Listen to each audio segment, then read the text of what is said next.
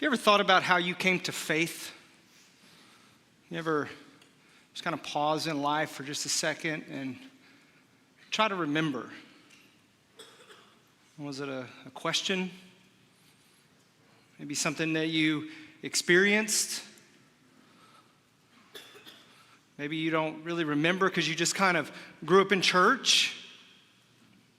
Maybe it was a friendship, person that you met. Maybe an evangelist came to you and knocked on your door at your house and walked in and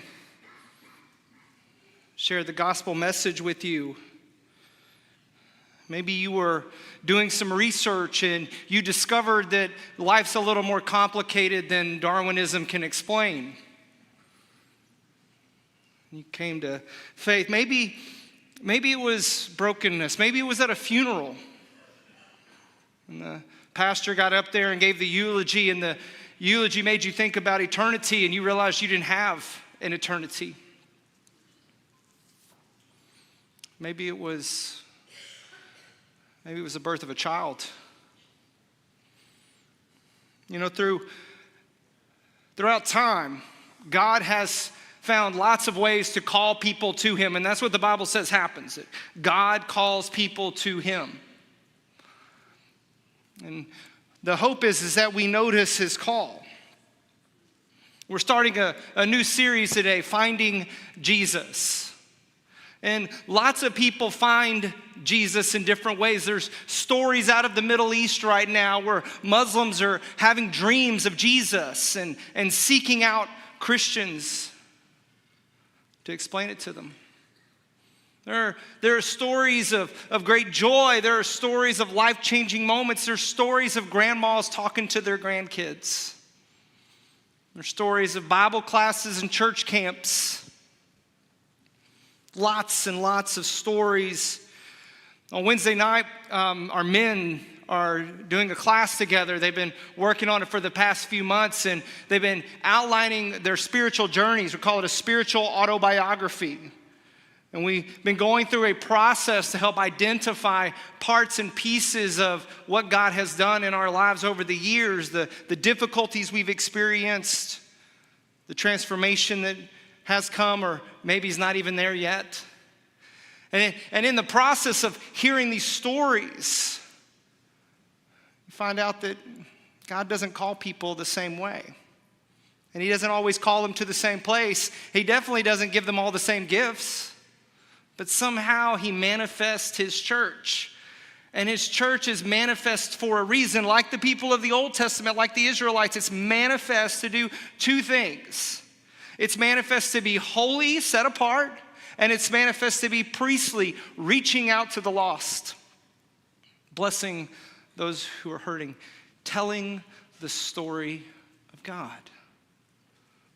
It's a pretty simple call, although it can be profoundly complex to understand and do.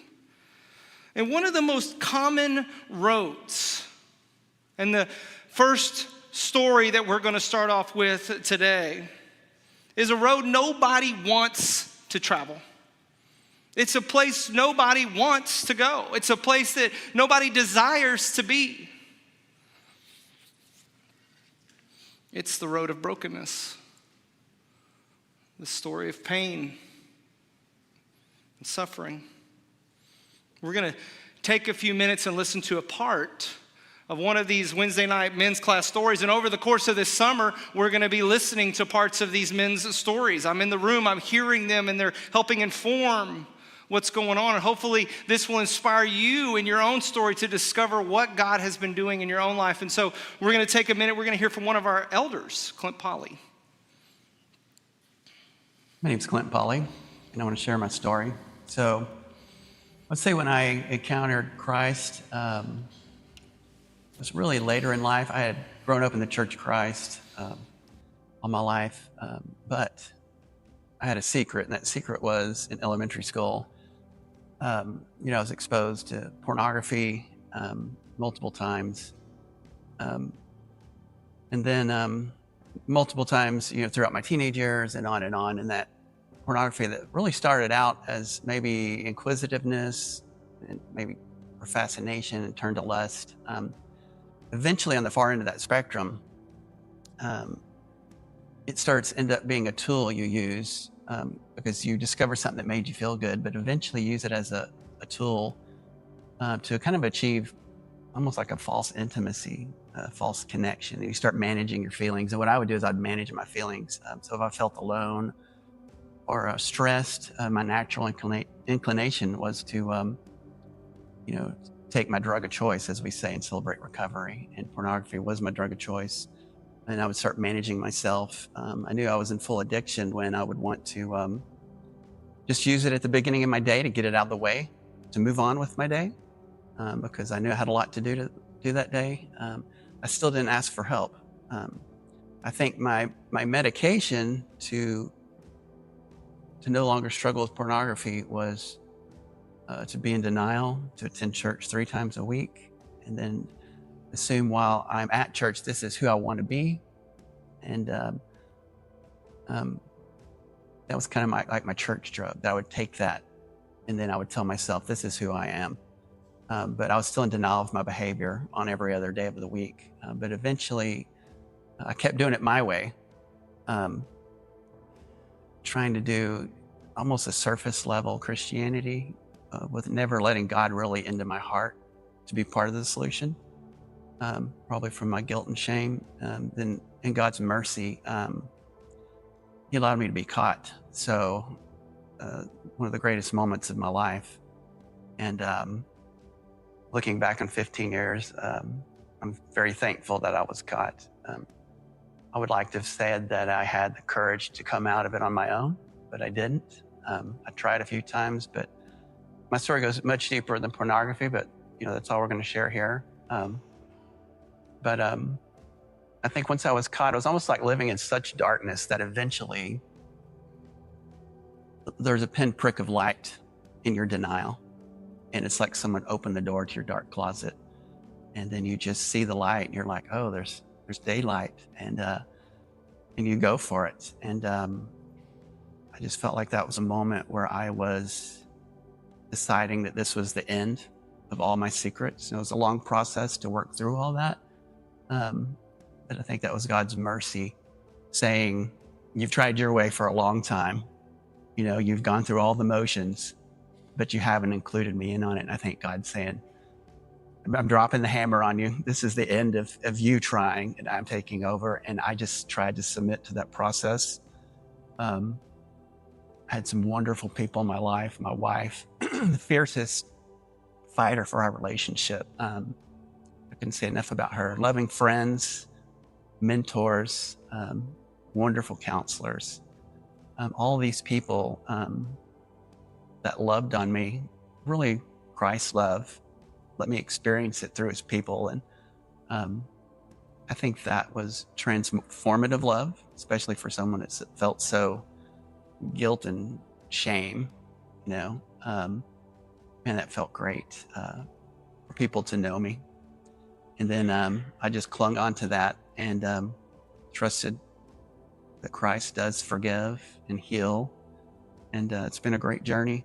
It hasn't been easy, but I would never trade where I'm at.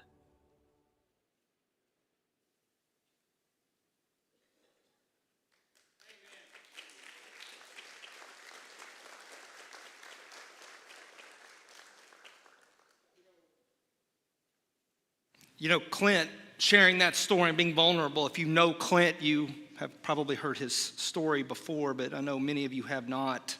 And Clint's story is not just a story about struggle. It's a story about what happens when life looks fine on the outside, but begins to split on the inside. For a long time, there's a private battle that no one else can see, a pattern that was hidden, managed, carried in the silence. And like so many hidden struggles, it didn't resolve itself. It eventually hits a breaking point. I don't know if you heard him saying that. It was the greatest day of his life, getting caught, getting busted, hitting the breaking point. It's a moment when he was fully exposed. It's not a moment of failure. It's a moment of God. It's God reaching out to get him, as God had reached out many times. It's when control is gone, when hiding is no longer an option. It's when something deeper begins. Honesty, confession, finally the slow work of actually living out the faith he had always claimed, but never fully practiced. For some of us in this room, that's our story. It's not just a story about a man's struggle. It's a picture of humanity, trying to deal with it ourselves, trying to fix it ourselves. It starts in the garden with Adam and Eve trying to clothe themselves, hiding from God rather than facing the music, recognizing their imperfection and letting their Father deal with it. I think many of us experience or have experienced this story, managing life rather than surrendering it. We learn oftentimes through church how to keep appearances intact. You know, the jokes, you see them online, the YouTube videos of the family in chaos and walking in the door of a church. Perfect. Life looks great until the veil is torn back. What eventually, although currently feels acceptable, eventually reaches unacceptability. Functioning becomes fracturing, and trying to keep it going makes it feel more off. And it's in that space when we can be close to faith. We can be around it. We can be committed to it in thought, but not actually in heart and living it out. One of the biggest problems I think that we as Christians can face is not all out rejecting God. It's often a deeper problem than that. It's being next to God, loving God, acting like we're supposed to be, but not releasing control to Him. And eventually, it's going to hit a tough spot. Not because God is cruel or evil but mean, but because He wants to bring light into the darkness. He wants us to be free from the sin that we try to manage that enslaves us, right? We have a great story of this in the Bible. It's the parable of the father with the two sons. And you've heard me preach on this parable before. I think this sermon on this particular parable could be preached 100 different ways. But today we're going to look at it from a little bit of a different lens. We're not going to focus on the older brother and his problems, because he's not a great character in the story either. We're going to focus a little bit on this younger brother. Listen to these words. This is out of Luke chapter 15 here. And Jesus is speaking to a bunch of people in front of him and some Pharisees standing behind him. He's trying to illustrate this kingdom of heaven to us, trying to help our brains understand it. And he says, there was a man who had two sons. And the younger of them said to his father, "Father, give me the share of the property that is coming to me." So he divided his property between them. And not many days later, the younger son gathered all he had and took a journey into a far country. I want to pause for a second. I want to point out the metaphor here. You see, God does give us stuff. He gives us resources. He gives us gifts. He blesses us. And this story is about a guy who takes his blessing and has to go away. He has to hide his life. He has to get away from his father in order to live the kind of life he wants to live. And I imagine when he got there, he looked pretty good. He had a bunch of resources. He probably had a lot of fun. In fact, the language that we're going to get in the story here about squandering means he was having fun away from God, hidden. He knows God. He knows the Father. He grew up with him. He swam with him. He played with him. He was in the house with him. He was a youth group in the church. And he took everything that he thought he was owed and he hid. He hid in plain sight, by the way. Listen, And when he had back to 13. Not many days later, the young son gathered all he had and took a journey into a far country. And there he squandered his property in reckless living. And for a lot of us, that's where we stop. I don't want to stop there, because if I stop there, then Clint's story doesn't make sense to us. And our story, for those of us who share his story, doesn't make sense to us, because it says this. And when he had spent everything, when he had managed all he could manage, when he was at his end, a severe famine arose in that country. God stepped in and made it worse. And it says this, and he became in need. He can't escape it. He can't manage it anymore. He's out. He can't continue to live life this way. He can't figure out how to make a quick buck and turn his life around, because the economy downturned. The resources went away. God pulled his last bit of management away from him, so he couldn't deal with it. So he went and hired himself out to one of the citizens of that country. Now we're in deep, guys. Now we're not even doing anything remotely close to God's ways. We are off the deep end. We are prostituting ourselves out. We are really going into the dark pit of despair to try to regain some control so that we can remanage the life that we have. We can continue to use the skills God's given us without really obeying God. He went so far as to be a feeder of pigs, which is about as low as you could possibly get. And he was longing to be fed with the pods that the pigs ate, and no one gave him anything. And I want to watch this. I want y'all to see this. It is at this moment of despair. It is this moment of his rock bottom. It is this moment of being caught in a system he can no longer manage. And he has a choice. He has a choice. It doesn't always get articulated in here, but there's a choice. He's about to die of starvation.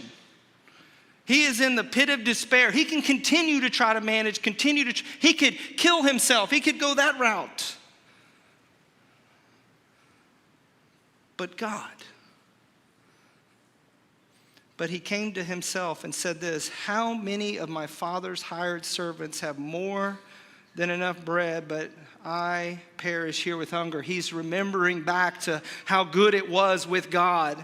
I will arise and go to my father, and I will say to him, Father, I've sinned against heaven and before you. I am no longer worthy, humble, to be called your son. Treat me as one of your hired servants. And he arose and he went to the father. And look at this. Unexpected. Out of the blue.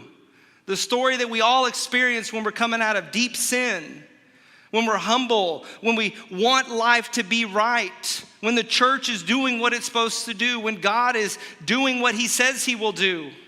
On the approach, he doesn't even have to go the full way back.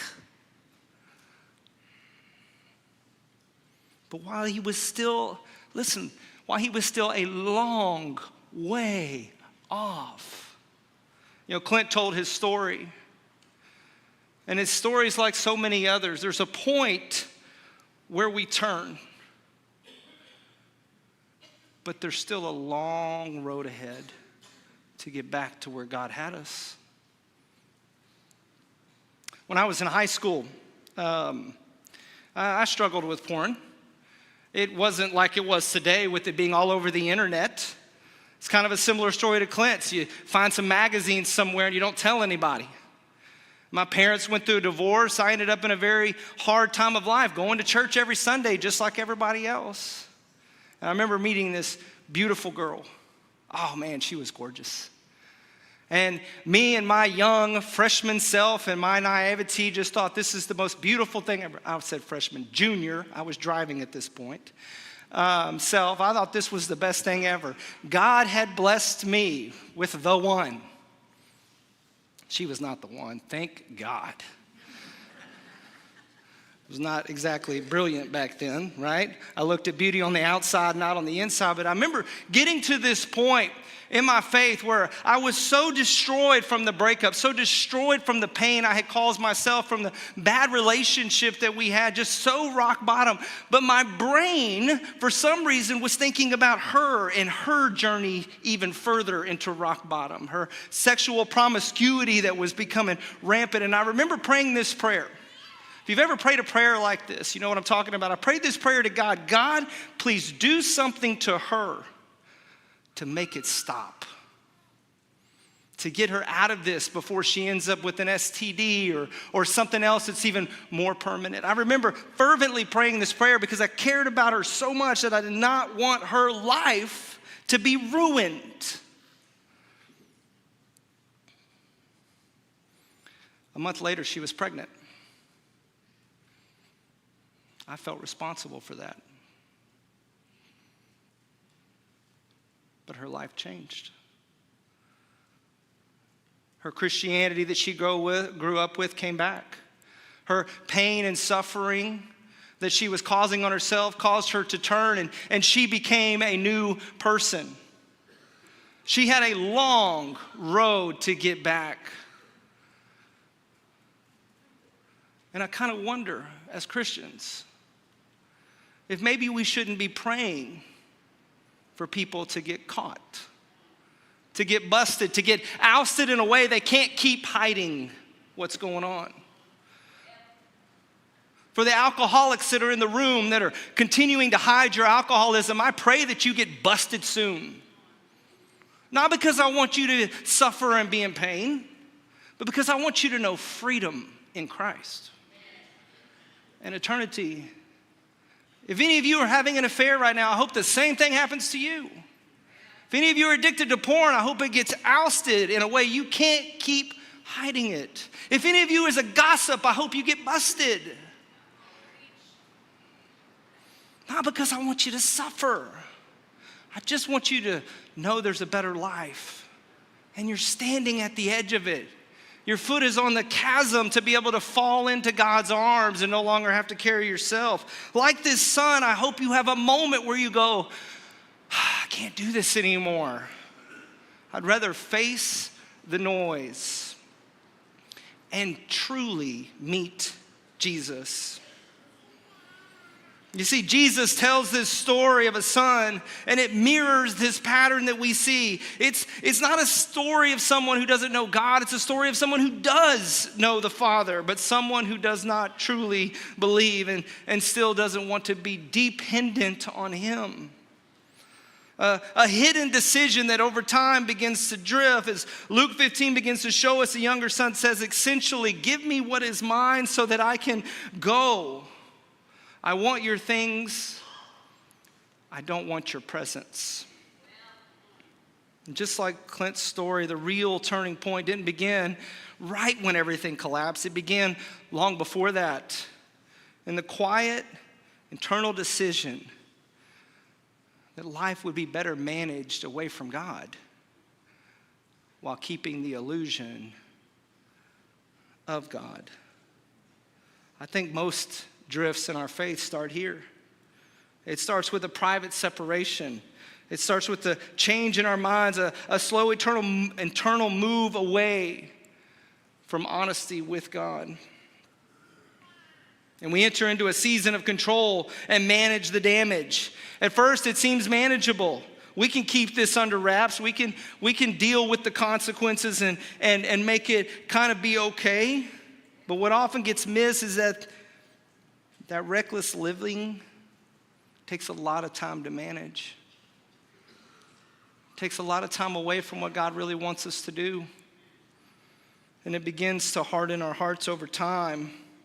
And there's a season that everyone enters into where they're just trying to keep the plates spinning, keep the balls in the air. And it reaches a point where it can't be managed. But before that, it can be. And it can. It can be hidden. It can. It can still look intact on the outside and be destroyed on the inside. There is a season that we all get where that's possible. It's sad, but it's true. We can all hide from authority. We can all hide from consequences. And the wealthier we are, the more we can do it.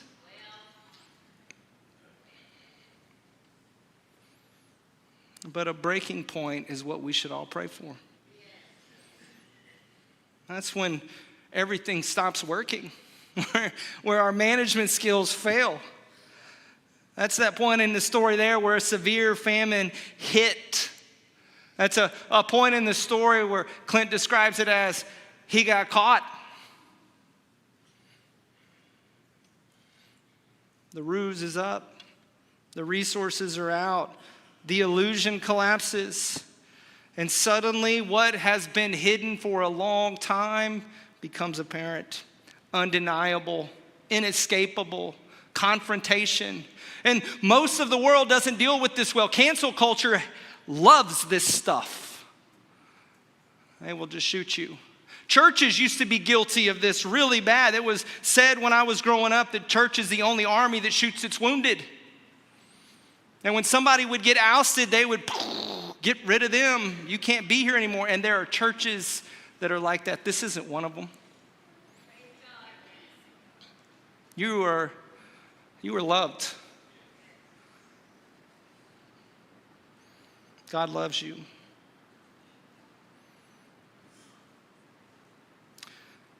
It's followed by descent into emptiness, because I want you to think about this for this son for just a second.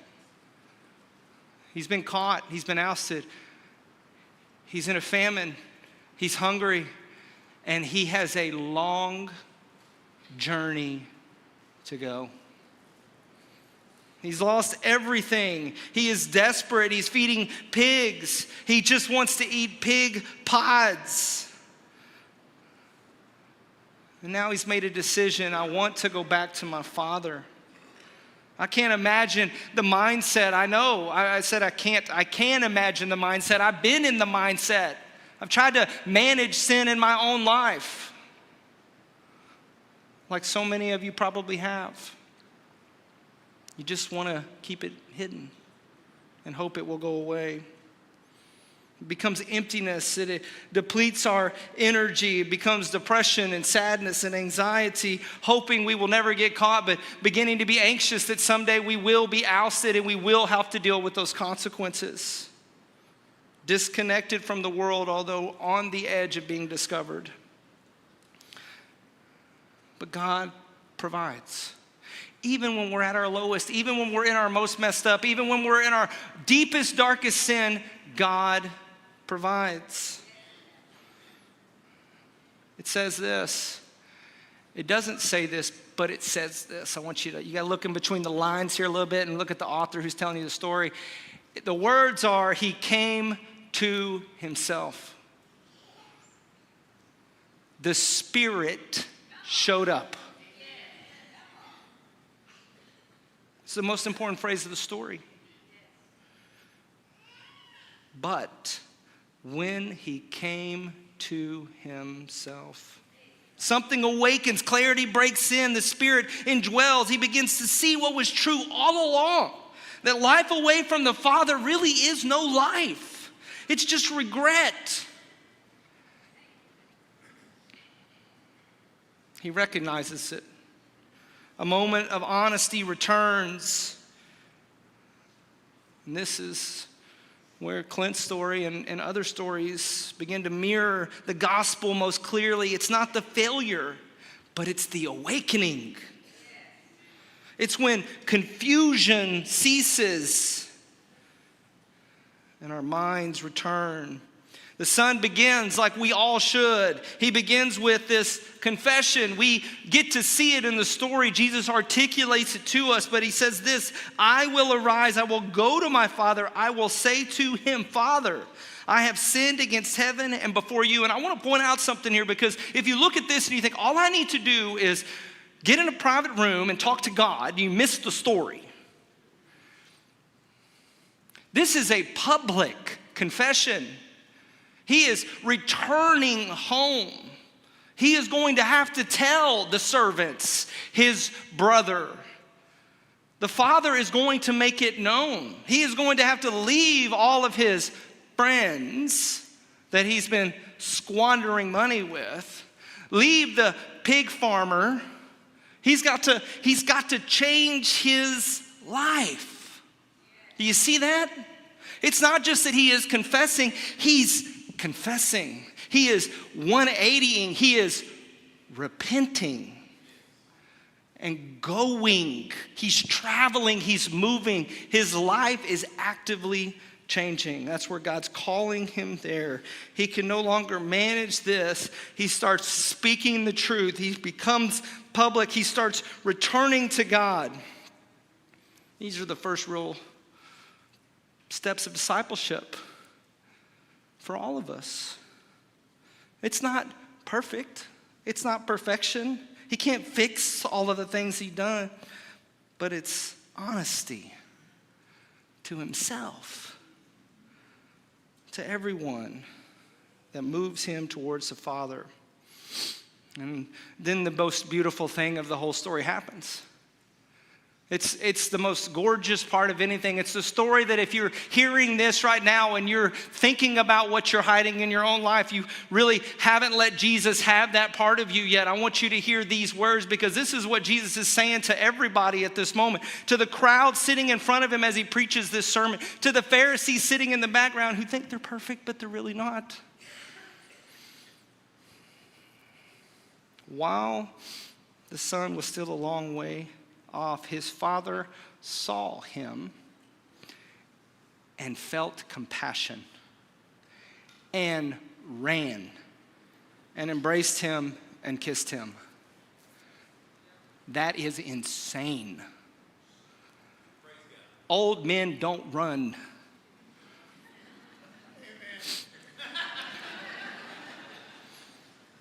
I know I point that little piece out and it sounds funny. It is funny. But I promise you, the Pharisees, the old guys in the background, when Jesus said that, go, no, he didn't. The old man insults himself in order to show compassion to his worthless, no good, squandering son.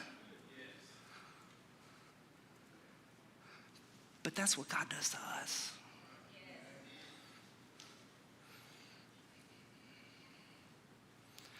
God takes on the shame. And God wants to bring about restoration. You see, the son comes back humble, lowly. And God says, sorry, bud. You don't get to just be a servant on the low end. You're getting fully restored. And you know, I think a lot of us struggle with that. I think a lot of you struggle with that. You know the sin in your past and you think, I'm not worthy. Well, great. I'm glad you think that. You're just like the son. Now suck it up and get to work. Because you're not some lowly piece of trash. You're a son and daughter of God. Act like one.